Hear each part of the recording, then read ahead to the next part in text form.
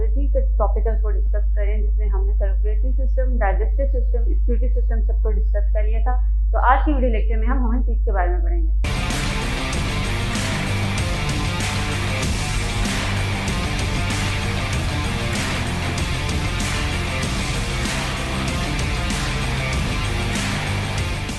तो अगर हम ह्यूमन टीथ की बात करें तो जो ह्यूमन के टीथ होते हैं वो आपके जास में प्रेजेंट होते हैं, अपर जा एंड लोअर जा। ठीक है, इससे अगर हम एक डायग्राम से देखें तो जो आपका लोअर जा है उसके अंदर एक पेयर ऑफ सेट होता है और दूसरा आपके अपर जा में। जो आपका अपर जा होता है उसे आप बोलते हैं मैक्सिला और जो लोअर जा होते हैं उसे बोलते हैं आप मैंडिबल। ठीक है, तो आपके जो टीथ है वो प्रेजेंट होते हैं इन द अपर जा एंड द लोअर जा and the pair of set. जो हम देखेंगे इनका जो नंबर है वो चेंज होता रहता है और उसके बाद में हम स्ट्रक्चर भी देखते हैं। उससे पहले आपको बताऊं कि जो आपका जो होता है जा जो होता है जिसमें आपके जो टीथ हैं एम्बेडेड हैं, ये आपका जो जहाँ पे जो जॉइंट होता है between the teeth and the जा वो क्या होता है इमूवेबल जॉइंट होता है। ठीक है, तो अगर हम इमूवेबल जॉइंट्स की बात करें तो हमारे पूरी बॉडी में सिर्फ दो इमूवेबल जॉइंट्स प्रेजेंट होते हैं। ठीक है, एक प्रेजेंट होता है आपके स्कल में और दूसरा प्रेजेंट होता है आपका टीथ एंड जा में।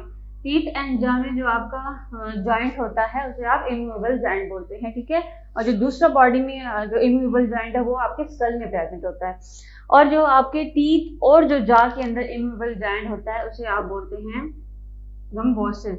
ठीक है, ये क्या है, जॉइंट का नेम है जो प्रेजेंट होता है between the teeth and the जा। ये क्या होता है, इमूवेबल जॉइंट होता है। उसके बाद हम आ जाते हैं इसके स्ट्रक्चर पे। ठीक है, तो अगर आप इसका स्ट्रक्चर देखें तो जैसे ये यहाँ पे आपको नजर आ रहा है कि इसके जो पार्ट्स हैं वो हमारे पास क्या है, ये आपका एक क्या है टीथ है। ठीक है, टूथ है। उसका जो अपर पार्ट होता है वो हमारे पास क्या है, क्राउन। दूसरा हमारे पास क्या है, नेक। और तीसरा क्या है हमारे पास, रूट। अगर हम इसको जिस तरह से हमने लेबल किया हुआ है, इसका जो सबसे आउटर मोस्ट कवरिंग है वो हमारे पास क्या है, क्राउन। उसके बाद जो आपकी टूथ और जो आपका ये जो गम होता है उसके जो स्टार्टिंग वाला पॉइंट होता है उसको आप क्या बोलते हैं, नेक। और उसके बाद आपकी क्या होती है, रूट, जो कि पूरी एक बोन के अंदर आपकी जो टूथ है वो पूरा क्या है, एम्बेडेड है, फंसा हुआ है। ठीक है, अब अगर क्राउन की बात करें तो क्राउन में अगर हम देखें तो हमारे पास जो सबसे ऊपर वाली कवरिंग होती है उसे हम क्या बोलते हैं, एनामल। ठीक है, ये सबसे हार्डेस्ट पार्ट होता है टूथ के ही नहीं सिर्फ आपकी पूरी ह्यूमन बॉडी का। ठीक है, अगर हम एनामल की बात करें तो ये सबसे हार्डेस्ट पार्ट है इन द ह्यूमन बॉडी। ठीक है, तो एक तो उसको प्रोटेक्टिव कवरिंग भी दे रहा है। दूसरा हमारे पास क्या है, सेकंड अगर हम आ जाए क्राउन में, उसमें हमारे पास क्या है, डेंटाइन्स है। ठीक है, इसके अंदर भी हमारे पास सेकंड हार्डेस्ट होता है लेकिन वो इसकी कवरिंग में होता है, जैसे हम आगे देखेंगे। पहले हम इसके पार्ट देख लें। और थर्ड हमारे पास क्या है, पल्प कैविटी। ठीक है, ये हमारे पास डेंटाइन। उसके बाद ये हमारे पास रीजन कौन सा है, पल्प कैविटी। तो ये सारे जो तीनों पार्ट्स हैं हमारे किस में आते हैं, क्राउन। क्राउन के बाद हमारे पास क्या है, नेक। तो जो हमारे पास ये जो गम है, गम को हम क्या बोलते हैं, जिंजाइवा भी बोलते हैं। ठीक है, तो ये जो आपके गम है उससे फिर नीचे आपकी क्या होती है, रूट स्टार्ट होती है। और ये जो आपका रूट होता है वो सारा जो बोन होती है टीथ की उसके अंदर सारी क्या होती है, आपका टीथ क्या होता है, एम्बेडेड होता है।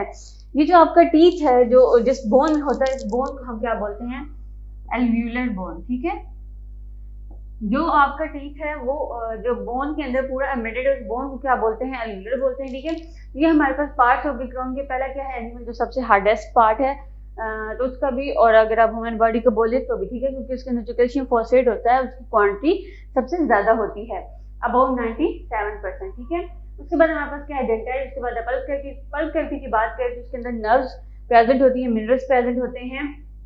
अगर हम यहाँ से पल्प कैविटी की बात करें तो यहाँ पे आप देख रहे हैं, यहाँ पे इसके स्टार्ट पे जहाँ पे आपकी जो रूट पूरी बोन के अंदर एम्बेडेड है, यहाँ पे एक प्रेजेंट है हमारे पास एपिकल फॉर्मेट। ठीक है, तो ये ऐसा पॉइंट है जहाँ से टूथ के अंदर आपके क्या जाते हैं, सारे मिनरल्स जाते हैं और सारे फाइबर्स हैं, जो ब्लड वेसल्स हैं वो सारी क्या जाती है, इसके अंदर जाती हैं। और जिस तरह से मिनरल्स इस बोन में जाते रहते हैं तो इस टूथ की क्या होती रहती है, ग्रोथ होती रहती है। और एट द पॉइंट क्या होता है कि ये जो हमारे पास होते हैं एपिकल, ये बंद हो जाते हैं, फिर वहाँ पे टूथ की ग्रोथ जो होती है वो कम हो जाती है या फिर रुक जाती है। उसके बाद अगर हमारे पास सेकंड क्या है, यहाँ पे सीमेंट। ठीक है, जिसको हम सीमेंटम भी बोलते हैं। ये एक्चुअली कवरिंग है हमारी डेंटाइन की। ठीक है, तो ये ऐसी कवरिंग है जिसके अंदर जो कैल्शियम फॉस्फेट है वो बहुत ज्यादा प्रेजेंट होता है। और ये सेकंड हार्डेस्ट पार्ट है हमारा ह्यूमन बॉडी का, जिसने कवर किया हुआ है डेंटाइन को। और डेंटाइन को क्या कह रहा है, प्रोटेक्टिव लेयर दे रहा है। ठीक है, उसके बाद अगर हम देखें तो हमारे पास क्या है, पेरिडोंटल लिगामेंट। ये क्या होता है, आपकी जो बोन है जिसके अंदर आपका टूथ एम्बेडेड है, टूथ और बोन के दरमियान में जो स्पेस होती है उसको हम क्या बोलते हैं, पेरिडोंटल लिगामेंट। ठीक है, उसके बाद ये जो आपकी अगर बात करें जो रूट वाला हिस्सा है टूथ का, ठीक है, जो क्राउन है वो आपका ऊपर वाला हिस्सा होता है, गम से ऊपर वाला, और जो गम और जो स्टार्ट होता है रूट का, उसका जो पहला पार्ट होता है उसको हम क्या बोलते हैं, नेक, और उसके बाद जो थर्ड जो पूरा जो आपकी टूथ का हिस्सा बोन के अंदर एम्बेडेड है उसको हम क्या बोलते हैं, रूट बोलते हैं, ठीक है। और ये जो बोन है जिसको यहाँ पे हम मैंने बताया इसको क्या बोलते हैं, एल्वियस बोलते हैं, जिसके अंदर आपका जो पूरा दांत है वो एम्बेडेड होता है। उसके बाद अगर हम यहाँ देखें तो ये क्या है, ब्रांचेस है एल्वियोलर वेसल्स की, नर्व की, जहाँ से जो ब्लड वेसल्स हैं वो अंदर एंटर होती हैं, बहुत सारे मिनरल्स एंटर होते हैं, ठीक है। और ये हमारे पास क्या है, टूथ का पूरा स्ट्रक्चर है जिसमें हमने देखा कि 3 पार्ट होते हैं हमारे पास। पहला क्या है, crown, then neck and then root, ठीक है। उसके बाद क्राउन में हमने देखा हमारे पास क्या है, एनामेल है, जो सबसे जो ऊपर वाली लेयर होती है आपकी हार्डेस्ट। उसके बाद क्या है, डेंटाइन है। उसके बाद हमारे पास क्या है, पल्प कैविटी, ठीक है। तो मैंने बताया कि आपके पास जो एनामेल है ये सबसे हार्डेस्ट होता है, ठीक है, क्योंकि इसके अंदर जो कैल्शियम फॉस्फेट का जो लेवल है, परसेंटेज है, वो सबसे ज्यादा होती है, अबाउट 97%। उसके बाद डेंटाइन है, डेंटाइन में हमारे पास क्या है, सेकेंड अगर हम हार्डेस्ट की बात करें तो हमारे पास क्या है, सीमेंटम या सीमेंट, ठीक है। इसके अंदर भी कैल्शियम फॉस्फेट क्या होता है, ज्यादा होता है। लेकिन इसमें और एनामेल में अगर हम एक डिफ्रेंसिएशन देखें तो जो एनामेल होता है उसके अंदर कोई भी फाइबर्स प्रेजेंट नहीं होते, ठीक है, उसमें कोई भी फ्लेक्सिबिलिटी नहीं होगी। लेकिन अगर सीमेंट की बात करें तो सीमेंटम जो है जिसने डेंटाइन को कवर किया हुआ है, इसके अंदर फाइबर्स प्रेजेंट हो सकते हैं। तो ये था हमारे पास क्या है, टूथ का स्ट्रक्चर, जिसमें हमने 3 पार्ट्स देखे, और जो हमने देखा सबसे हार्डेस्ट पार्ट उसके अंदर कैल्शियम फॉस्फेट का लेवल कितना हो सकता है, उसमें फाइबर प्रेजेंट नहीं होते। उसके बाद हमने देखा कि जो बोन और टूथ के अंदर मैमल स्पेस होती है उसे हम क्या बोलते हैं, पेरिडोनल लिगामेंट बोलते हैं।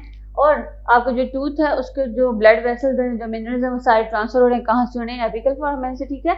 और एक पॉइंट आता है जब जहाँ पे जो टूथ की होती है उसकी ग्रोथ को रिड्यूस करना होता है, कम करना होता है, तो यहाँ पे ये वाले होल्स कर देते हैं, क्लोज हो जाते हैं। तो अगर हम टीथ के ओरिजिन की बात करें तो जो टूथ के ओरिजिन है वो हमारे पास है एक्टोमीसोडर्मल, ठीक है। एक्टो और मीसोडर्मल इस वजह से है कि जो इसका जो एनामेल जो हमारा पार्ट है टूथ का वो एक्टोडर्मल होता है, और जो डेंटाइन होता है वो मीसोडर्मल होता है। इस वजह से ओवरऑल जो हम टूथ की ओरिजिन की बात करते हैं इट इज दी एक्टोमीसोडर्मल, ठीक है।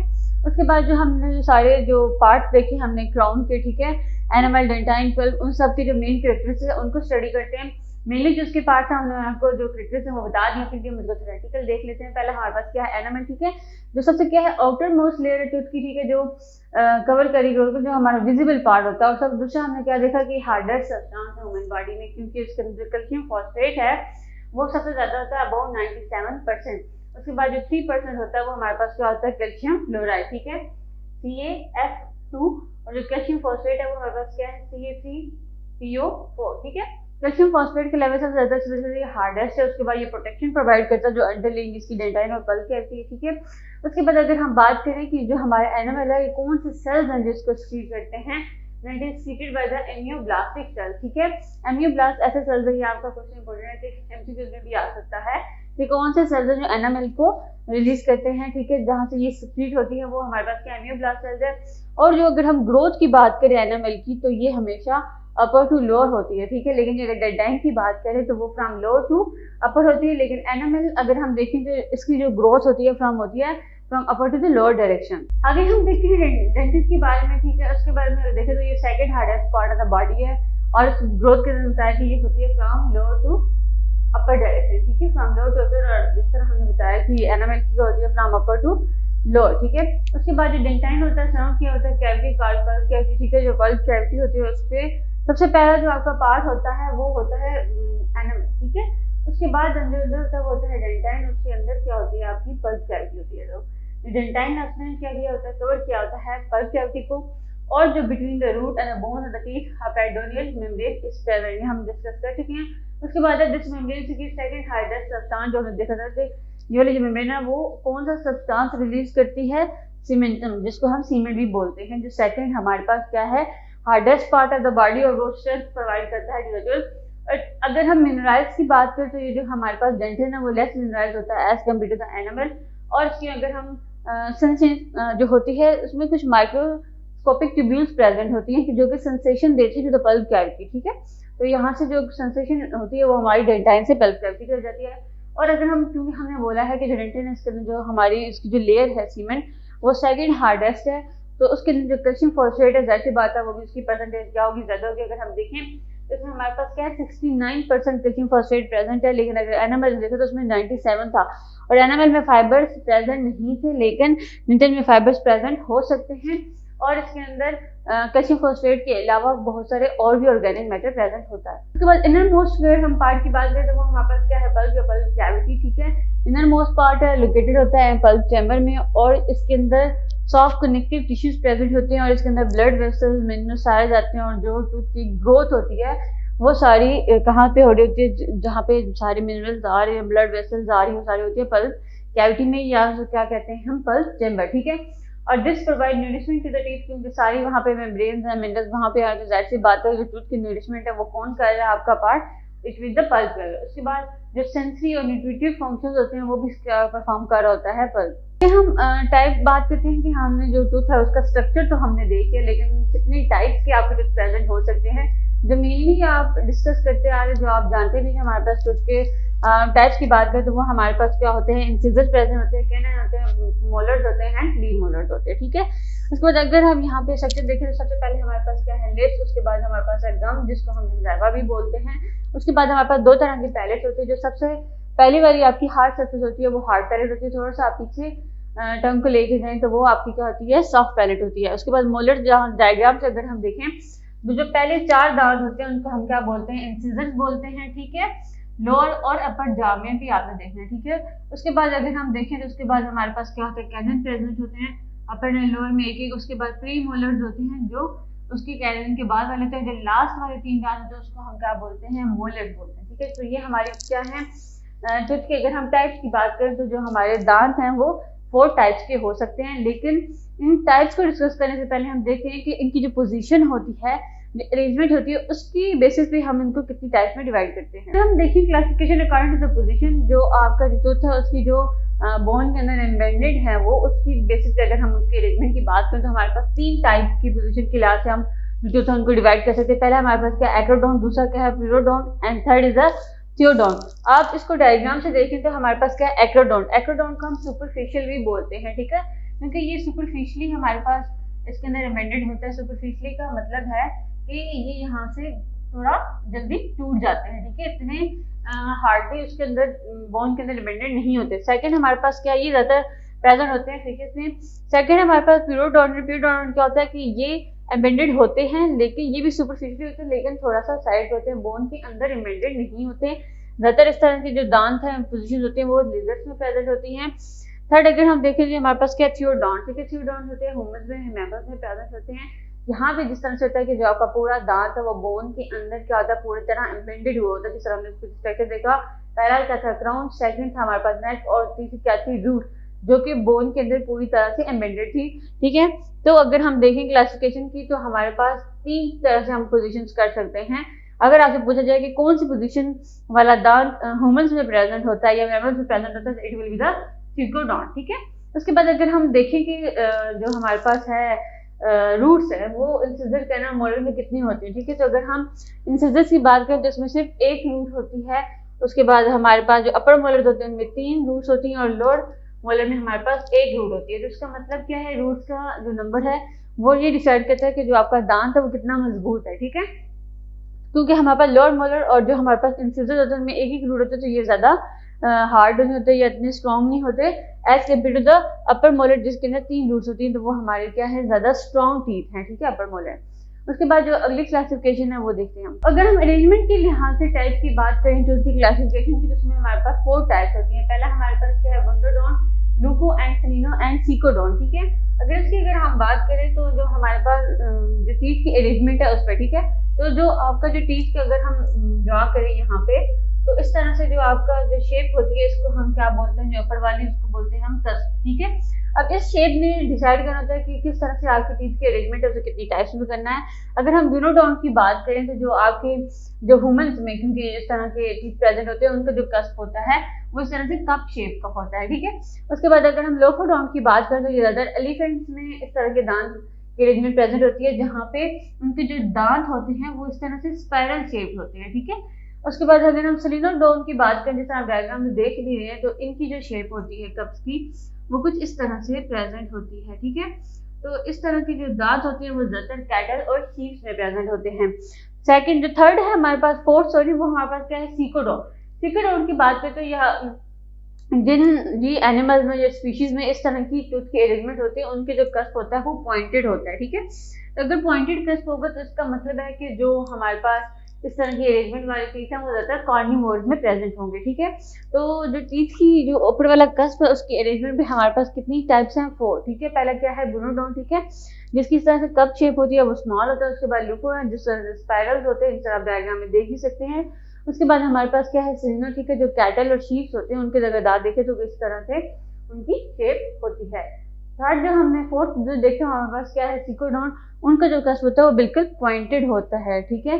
तो वो ज़्यादातर जो अरेंजमेंट होती है वो हमारे कार्निवोरस स्पीशीज में प्रेजेंट होती है। उसके बाद हमने जो टाइप्स हैं हमारे पास इंसिजर्स हैं, कैनन्स हैं, मोलर्स हैं, प्री मोलर्स हैं, उनकी थोड़ी सी थ्योरेटिकल जो है और डिस्कस कर लेते हैं। पहले हमारे पास क्या इंसिजर जो हमारे पास फ्रंट टीथ होते हैं, ठीक है, इनका जो नंबर है हमारे पास 8 होता है। प्राइमरी फंक्शन इनका कटिंग और बाइटिंग में होता है, ठीक है। आगे जो इनका नंबर है कि इंसिजर्स कितने होते हैं, कैनन्स कितने होते हैं, ठीक है, वो हम सारे बाद में डिस्कस करेंगे। सेकंड हमारे पास क्या है कैनन, जिनको हम कस्पिड भी बोलते हैं, ठीक है। ये हमारे पास पॉइंटेड टीथ होते हैं जो इंसिजर्स के बाद आते हैं, ठीक है। उसके बाद इनका जो टोटल नंबर होता है वो 4 होता है, ठीक है। और अगर इनकी बात करें तो ये हमारे पास सिंगल पॉइंटेड कस होते हैं और आप रेफर्ड एज फैंग, ठीक है। इनका अगर हम फंक्शन की बात करें तो इनका फंक्शन होता है हमारे पास इंसिजर्स का कटिंग एंड बाइटिंग में। और अगर हम कैनन्स की बात करें तो ये चीरिंग या ग्रास्पिंग फूड में इनका फंक्शन अपना जो रोल प्ले करते हैं। नेक्स्ट है हमारे पास pre molars and molar. Pre molars को हम बाइकस्पिड भी बोलते हैं, ठीक है। इस तरह अगर हम इनकी बात करें तो ये हमारे कैनन से पीछे होते हैं और इन फ्रंट ऑफ मोलर्स होते हैं, ठीक है। जैसा हमने वो डायग्राम में भी देखा था कि हमारे पास पहले क्या है इंसिजर्स है, फिर कैनन है, फिर pre molars and then last हमारे पास क्या है मोलर, ठीक है। इनका जो हमारे पास नंबर होता है वो 8 होता है, ठीक है, 4 इन ईच, ठीक है, अपर एंड लोअर जॉ, ठीक है। उसके बाद ये भी 2 पॉइंटेड कस होते हैं। फंक्शन देखा जाए तो ये भी क्रशिंग और ग्राइंडिंग फूड में assisting the initial stage of the chewing, ठीक है। इनिशियल स्टेज के साथ में क्या करते हैं कटिंग और च्यूइंग में हेल्प करते हैं। उसके बाद हमारे पास क्या है मोलर्स है। मोलर्स की बात करें तो ये सबसे स्ट्रॉन्गेस्ट टीथ होते हैं और स्ट्रॉन्ग होते हैं, ठीक है। इनका जो नंबर होता है as compare to the incisor canine और प्री मोलर क्या होता है ज़्यादातर ये 12 इन नंबर होते हैं। उसके बाद इनकी मल्टीपल कस होते हैं क्योंकि ये जो बाइटिंग सर्फेस है वो ज़्यादा प्रोवाइड करते हैं और उसके जो फूड होता है उसको ग्राइंड करने में भी हेल्प करते हैं। And they are the primary teeth involve in the chewing process. तो सबसे पहले जो च्यूइंग का प्रोसेस स्टार्ट होता है उसमें जो प्राइमरी टीथ इन्वॉल्व होते हैं वो हमारे पास क्या होते हैं मोलर्स होते हैं और ये सबसे स्ट्रॉन्ग टीथ होते हैं as compare to the canine, incisor and premolar. उसके बाद अगर हम टीथ की बात करें तो हमारे पास किस तरह के कितने टीथ होते हैं, तो हमारे पास जो टीथ का सेट होता है वो 2 तरह के होते हैं, ठीक है। एक को हम बोलते हैं टेम्परेरी टीथ, मिल्क टीथ या फिर परमानेंट टीथ। हम दोनों को डिस्कस करेंगे, जो आपके मिल्क सेट या फिर जो परमानेंट जो टेम्परेरी सेट होता है टीथ के जिसको हम डिसीजियस टीथ भी बोलते हैं, ठीक है। ये आपके टेम्परेरी होते हैं क्योंकि ये शुरू में इनिशियल स्टेज होते हैं, उसके बाद ये गिर के दोबारा से आपके परमानेंट टीथ आते हैं। उसके बाद अगर हम इस तरह की बात करें तो इनको हम बेबी टीथ भी बोलते हैं या मिल्क टीथ भी बोलते हैं, ठीक है। तो इनको डिस्कस करने से पहले इनका जो नंबर होता है परमानेंट टीथ से बोलता होता है। वैसे हम बात करें तो हमारे पास इसका नंबर होता है 20 और जो अगर हम परमानेंट टीथ की बात करें तो वो हमारे पास होते हैं 32 इन नंबर, ठीक है। उसके बाद अगर हम देखें तो जो डिसीज टीथ होते हैं ये serve as a place holder for the permanent teeth. Place holder क्यों है, किस लिए कि हमारे पास जो इस तरह के टीथ होते हैं ये क्योंकि गिर जाते हैं उसके बाद इसी जगह पे आपके परमानेंट टीथ आते हैं, इस वजह से इनको प्लेस होल्डर्स भी बोलता है वादा फॉर द परमानेंट टीथ, ठीक है। उसके बाद ये हेल्प करते हैं the speech development, chewing, maintaining shape. Maintaining shape किस तरह से कि जो आपके जो बेबी टीथ है, जो टेम्परेरी सेट ऑफ टीथ है वो आना स्टार्ट हो जाते हैं, ठीक है, 6 मंथ की एज में। तो उसमें फिर क्या होता है कि वो आहिस्ता आहिस्ता आपकी जो स्पीच डेवलपमेंट है, च्यूइंग है, उसमें भी हेल्प करते हैं। और अगर हम इनका नंबर बात करें या इनका फार्मूला अगर हम देखें डिसीज टीथ का, ठीक है, कि कितना नंबर होता है जो हमारे पास हैं कैनन्स हैं इंसिजर हैं वो कितने नंबर में प्रेजेंट होते हैं। तो अगर हम इसका फार्मूला देखें तो हम लिखेंगे अपर जॉ, ठीक है, अपर jaw into lower jaw multiply by 2। Multiply by 2 क्यों किया, क्योंकि हमारे जो अपर जॉ अगर हम जब भी नंबर्स को डिवाइड करते हैं तो हम क्या करते हैं जो हमारी टीथ है उसको हम इक्वली डिवाइड कर लेते हैं, ठीक है। उसको डिवाइड कर लेंगे तो हमारे पास क्या होगा कि एक साइड के टीथ हम लिखेंगे और दूसरी साइड के जितने नंबर ऑफ टीथ होंगे तो हम उसे मल्टीप्लाई बाय 2 कर देंगे। तो यहाँ पे अगर हम इनकी या मिल्क टीथ की बात करें तो हमारे पास जो फार्मूला हम पहले लिखेंगे incisor, canine, pre molars and molars, ठीक है। इसी तरह से हम लोअर जॉ के भी incisors, canine, premolar and molars लिखेंगे मल्टीप्लाई बाय 2। अगर अब यहाँ पे अब देखें तो जो परमानेंट टीथ और जो हमारे पास मिल्क टीथ होते हैं इनमें मेन डिफरेंस क्या होता है कि जो हमारे पास milk teeth temporary set of teeth होता है उसमें प्री मोलर्स प्रेजेंट नहीं होते, ठीक है। इनका नंबर यहाँ पे क्या होगा, 0 होगा, ठीक है। अब हम गिनना स्टार्ट करते हैं। यहाँ पे हम अगर देखें तो हमारे पास जो इंसिजर्स होते हैं वो हमारे पास होते हैं टेम्परेरी सेट ऑफ टीथ में 2, कैनन्स होता है 1, हमारे पास प्री मोलर क्या होंगे 0 और जो मोलर्स हैं वो कितने हैं 2। इसी तरह से अगर हम लोअर जॉ की बात करें तो वो भी हमारे पास इंसिजर्स क्या है 2 हैं, कैनन्स 1 है, प्री मोलर्स हमारे पास नहीं होते और हमारे पास जो है जो मोलर्स हैं उनका नंबर क्या है हमारे पास 2 और इन सब को मल्टीप्लाई कर देंगे 2 क्योंकि हमने जो फार्मूला बनाया इसमें हमने जो टीथ है उसके हाफ सेट को लिया था, ठीक है। इस तरह से आप इस साइड का हाफ सेट लेंगे तो अपर जा एंड लोअर जा, लेकिन उसको जो आपका नंबर ऑफ टीथ है इस साइड में भी इक्वली होंगे तो उसको आप क्या कर देंगे 2 से मल्टीप्लाई, ठीक है। यहाँ तक समझ आ गई। तो यहाँ पे अब जो आपका फार्मूला अकॉर्डिंग टू फार्मूला यहाँ पे आपने इसको क्या करना है मल्टीप्लाई करना है, ठीक है। उसका आंसर यहाँ पे लिखते हैं, अगर आप इसको मल्टीप्लाई करें तो 2, अगर आपने इसी तरह से इस 2 को हर एक के साथ मल्टीप्लाई करना है, ठीक है। 2 2 सा क्या होगा हमारे पास 4, 2 1 जा 2, 2 0 आ जाएगा और उसके बाद हमारे पास क्या 2 जा 4। इसी तरह से अगर लोअर जा की बात करें तो वो भी हमारे पास क्या आएगा 4 2 0 4, ठीक है। ये अलग कर देते हैं, ये उसका आंसर है हमारे पास, ठीक है। इसका आंसर है इस साइड पे। तो अगर इसी तरह से आप इसे देखें तो हमारे पास क्या है 4 4 8 2 10, 10 ऊपर है और नीचे भी हमारे पास क्या है 10। तो लोअर जा की बात करें तो उसमें हमारे पास 10 है और अपर जा की बात करें वो हमारे पास क्या है 10। तो टोटल हमारे पास जो मिल्क सेट या टेम्परेरी सेट ऑफ टीथ होता है वो कितना होता है हमारे पास 20 होता है, ठीक है। तो इससे समझ आ गया आपको फार्मूला कि किस तरह से हम जो मिल्क टीथ या जो हैं वो किस तरह से उनका नंबर देखते हैं कि हमारे पास जो इंसिजर है उनका नंबर क्या है, कैनन्स का नंबर क्या है और प्री मोलर्स तो हमारे मिल्क टेम्परेरी या मिल्क सेट में बेबी टीथ में हमारे पास प्री मोलर्स प्रेजेंट नहीं होते, ठीक है। इसी तरह से हमारे पास क्या है, हमारे पास क्या है मोलर्स और उनका नंबर भी हमने जब हमने फार्मूले के अकॉर्डिंगली निकालना होता है तो हम क्या करते हैं जो हमारे पास टीथ होते हैं उनको इक्वली डिवाइड कर लेते हैं, ठीक है। एक साइड के अगर आपने उनको काउंट कर लिया है तो उसी तरह से आपके अगर आपने राइट साइड का किया तो लेफ्ट साइड पे भी आपके इतने ही प्रेजेंट होंगे और उसका आपका 2 से आपने मल्टीप्लाई किया क्योंकि आपके अपर जा और लोअर जा में हमारे पास 2 साइड प्रेजेंट है और दोनों का आपने क्या करना है प्लस करना है, ठीक है। तो इस तरह से अगर इस हम फार्मूला एक दफ़ा दोबारा से क्लियर करके लिख देते हैं कि आपने किस तरह से निकाला है, ठीक है। हमारे पास क्या था upper jaw and lower jaw, ठीक है। जिस तरह से हमने बेबी टीथ निकालने तो हमने बोला था कि इंसिजर, कैनन्स और प्री मोलर्स और मोलर्स का नंबर जो होता है उसे हम इसी तरह से करते हैं, हम मल्टीप्लाई बाय 2 कर देते हैं क्योंकि हम हाफ सेट के जो नंबर है वो लिखेंगे और उसका दूसरा हाफ सेट है वो इक्वली होते हैं, तो फिर हम इस तरह से करेंगे। उसके बाद हमने प्री मोलर जो हम बात की जो हम मिल्क टीथ साइड है उसमें प्री मोलर्स प्रेजेंट नहीं होते। जो इंसिजर से हम बात करें तो वो हमारे पास होते हैं मिल्क साइड में 2, कैनन्स 1, प्री मोलर 0 होगा, मोलर्स क्या होंगे 2। इसी तरह से 2 1 0 2 मल्टीप्लाई बाय 2। इस तरह से अगर हम 2 को सबसे मल्टीप्लाई करेंगे तो हमारे पास आता था 4 2 0 4। इस तरह से नीचे 4 2 0 4 मल्टीप्लाई बाय कितनी है निकाल लिया। तो ये हमारे पास क्या है ऊपर 10 और नीचे भी हमारे पास क्या है 10 इक्वल। अगर हम प्लस करें तो हमारे पास क्या आ जाता है 20।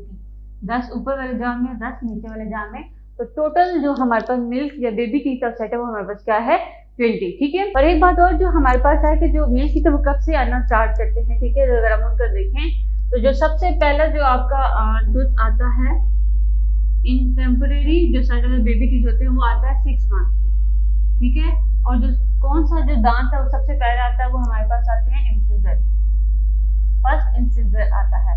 उसके बाद अगर हम लास्ट बात करें तो कब तक आपके जो मिल्क टीथ हैं वो बनते रहते हैं 24 मंथ तक, ठीक है। और जो आपका सबसे आखिरी दांत आता है बेबी टीथ में टेम्परेरी सेट ऑफ टीथ में वो हमारे पास कौन सा होता है सेकंड मोलर, ठीक है।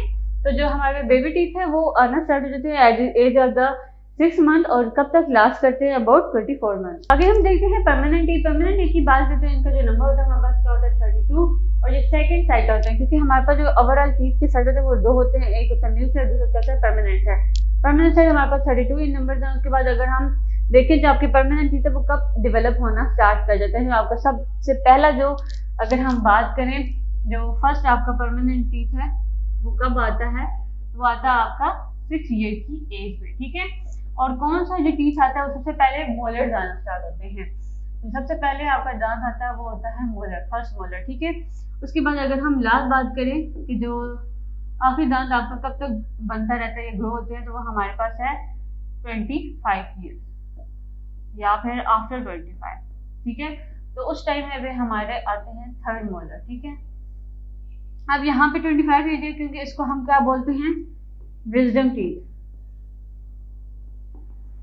आपको जो विजडम टीथ है वो बिफोर 25 एज भी आ सकता है, लेकिन ज्यादातर आफ्टर 25 एज भी जो आपके जो लास्ट में थर्ड मोलर्स आते हैं वो हमारे पास क्या होते हैं, विजडम टीथ होते हैं, और वो ग्रो या फिर आते हैं आफ्टर द एज ऑफ 25 या कभी कभी आपके शुरू में भी आ सकते हैं। और जो परमानेंट टीथ की अगर हम बात करें तो सबसे पहला आपका जो टूथ आता है वो फर्स्ट मोलर होता है, वो कब आता है, बिटवीन द 6 ईयर, ठीक है। उसके बाद हम बात करते हैं कि जो परमानेंट 32 इन नंबर्स हैं, तो इनमें जो कैनन्स है वो कितने हैं, कैनन्स कितने हैं, मोलर्स कितने हैं और प्री मोलर्स कितने हैं। जो हम फार्मूला लिखेंगे, ठीक है, वो हम वही लिखेंगे जो हमारे पास क्या था, upper jaw and lower jaw, क्योंकि हमने अपर जॉ और लोअर जॉ में जो सारे नंबर्स हैं हमारे पास, incisor, canine, pre molars and molar. अब यहाँ पे क्या होगा, प्री मोलर्स आएंगे क्योंकि परमानेंट टीथ में हमारे पास प्री मोलर्स होते हैं, सिर्फ हमारे पास जो मिक्स टीथ होते हैं उनमें प्री मोलर्स नहीं होते। यहाँ पे अगर हम नंबर लें तो हमारे पास जो इंसिजर्स हैं वो हमारे पास क्या है 2, कैनन्स क्या है 1, और जो प्री मोलर्स है वो हमारे पास क्या है 2, और जो मोलर्स है वो हमारे पास क्या है 3। इसी तरह से लोअर जॉ की बात करें 2, 1, 2 एंड 3 मल्टीप्लाई बाय 2। अगर इसका आप लिखें तो 2 से मल्टीप्लाई करेंगे इट विल द 4, 2, 4, 6, ठीक है। इस तरह से लोअर जॉ के भी आएंगे 4, 2, 4, 6, ठीक है। इसे आप अगर प्लस करें इनको तो हमारे पास क्या आएगा 8 एंड 16। अपर जॉ में हमारे पास क्या है 16, लोअर जॉ में बात करें हमारे पास क्या है 16। तो टोटल नंबर ऑफ जो टीथ हैं वो हमारे पास कितने हैं 32। परमानेंट टीथ हमारे पास कितने हैं 32। और अगर आपसे वैसे पूछा जाए कि हमारे पास जो परमानेंट टीथ होते हैं उनमें इंसिजर्स का जो नंबर है वो कितना होता है, हमने पीछे थ्योरेटिकल में देखा तो 8 होता है, ठीक है। तो अपर जॉ में आपके पास कितने हैं 4, लोअर जॉ में कितने हैं आपके पास 4। तो वैसे अगर हम कैनन्स का नंबर देखें तो हमारे पास ये कितने होते हैं 8 नंबर होते हैं, इंसिजर सॉरी। उसके बाद अगर कैनन्स की बात करें तो अपर में 2 है, लोअर जॉ में भी 2 है, तो कितना नंबर होगा कैनन्स का 4 होगा, ठीक है। उसके बाद प्री मोलर्स देखें तो भी हमारे पास क्या है 4 अपर में और 4 लोअर में, तो हमारे पास कितने हैं 8 प्री मोलर्स, लेकिन हमारे पास जो मोलर्स हैं वो कितने हैं 12। तो आपसे वैसे अगर क्वेश्चन पूछा जाए कि हमारे पास कितने इंसिजर्स प्रेजेंट होते हैं, वो हमारे पास है 8 नंबर, कैनन 4, प्री मोलर्स हमारे पास 8 होते हैं और मोलर्स हमारे पास क्या है 12 नंबर, ठीक है। तो टोटल हमारे पास 32 हैं, लेकिन हमारे पास अलग से अगर देखा जाए तो हमारे पास 8, 4, 8 एंड 12 नंबर में incisors, canine, pre molars and molars present होते हैं, ठीक है। और जो सबसे पहला जो परमानेंट टीथ आता है वो हमारा 6 ईयर में आता है, जो हमारे पास मोलर्स होते हैं, क्योंकि जब परमानेंट टीथ आते हैं तो आपके मोलर्स पहले ग्रो करते हैं, फिर आपके कैनन्स और फिर आपके क्या करते हैं इंसिजर। लेकिन अगर हम बेबी टीथ की बात करें तो वहाँ पे सबसे पहले आपका इंसिजर आता है और सबसे लास्ट पे आपके क्या आते हैं मोलर्स ग्रो करते हैं। उसके बाद हम डिजीजेस को देख लेते हैं कि अगर आप अपने दांतों को साफ सुथरा नहीं रखेंगे तो आपको कौन कौन सी डिजीज हो सकती हैं। सबसे पहले आपको क्या है गम डिजीज, उसके बाद माउथ सोर हो सकते हैं, टूथ डिके हो सकते हैं। टूथ डिके में क्या होता है कि जब से जिस तरह से आपने एक टूथ का स्ट्रक्चर देखा है, ठीक है, उसमें क्या होता है कि जो एनामेल सबसे पहला पार्ट है जो हमने क्रोन में देखा, वहां से उसके बाद हमारे पास क्या था डेंटाइट, उसके बाद हमारे पास क्या था पल्प, जिसके अंदर क्या है ब्लड वेसल्स हैं। जब भी आप जब कानों आपके दांतों को कीड़ा लगता है तो क्या होता है कि जो यहाँ से कैविटी स्टार्ट होती है वो एनामेल से डेंटाइल और फिर आपके पल्प कैविटी में आती है और आपका पूरा दांत खराब हो जाता है, ठीक है। उसके बाद टूटरेशन हो सकती है, आपको टूथ सेंसिटिविटी हो जाती है, ठीक है, और आपके दांतों में दर्द वगैरह होता है। और अगर ये ट्रीटमेंट ठीक ना हो या फिर और बहुत से डिजीज मिलके ये काज कर सकती हैं और कैंसर। अपने दांतों को रोज साफ करें और डेली ब्रश करें। तो ये था हमारा आज का लेक्चर जिसमें हमने जो टूथ है उसके बारे में देखा, उसका जो स्ट्रक्चर था उसका देखा, उसके फंक्शन देखे और कितने टाइप्स के टूथ आपके प्रेजेंट हो सकते हैं उन सबको डिस्कस किया, उनकी जो मेन कैरेक्टरिस्टिक्स है उनको देखा। आप देखा कि कौन सा आपके बॉडी में सबसे हार्डेस्ट पार्ट है, वो हमारे पास क्या एनिमल, क्योंकि उनका जो कैल्शियम फॉस्फेट का जो परसेंटेज है वो 97% है। सेकेंड हार्डेस्ट पार्ट की बात करें तो वो जो डेंटाइन की कवरिंग होती है हमारे पास वो होती है, उसको हम क्या बोलते हैं सीमेंटम या फिर सीमेंट भी बोलते हैं, ठीक है। क्योंकि उसके अंदर जो कैल्शियम फॉस्फेट है उसके अंदर 69% प्रेजेंट होता है, उसके अंदर फाइबर प्रेजेंट हो सकते हैं। लेकिन जब हम एनिमल की बात करें तो उसमें कोई भी फ्लेक्सिबिलिटी नहीं, कोई फाइबर प्रेजेंट नहीं होता। उसके बाद हमने जो टूथ की अरेंजमेंट है उसकी बेसिस पे और उसकी जो लोकेशन है उसकी बेसिस पे हमने देखा कि किस तरह से हमारे पास कितनी टाइप्स के प्रेजेंट हो सकते हैं, डिफरेंट शेप्स के हो सकते हैं। उसके बाद जो हमारे पास जो सेट है टीथ का, वो हमने देखा कि हमारे पास दो तरह के होते हैं, कि हमारे पास टेम्परेरी सेट होता है, एक परमानेंट सेट होता है, और उनका जो नंबर है उसमें इंसिजर्स का, कैनन्स का, मोलर, प्रीमोलर हम किस तरह से किस फार्मूले से निकाल सकते हैं वो डिस्कस किया। आप हमें फेसबुक पेज फॉलो भी कर सकते हैं, व्हाट्सएप ग्रुप भी ज्वाइन कर सकते हैं, जिसका लिंक आपको डिस्क्रिप्शन बॉक्स में मिल जाएगा।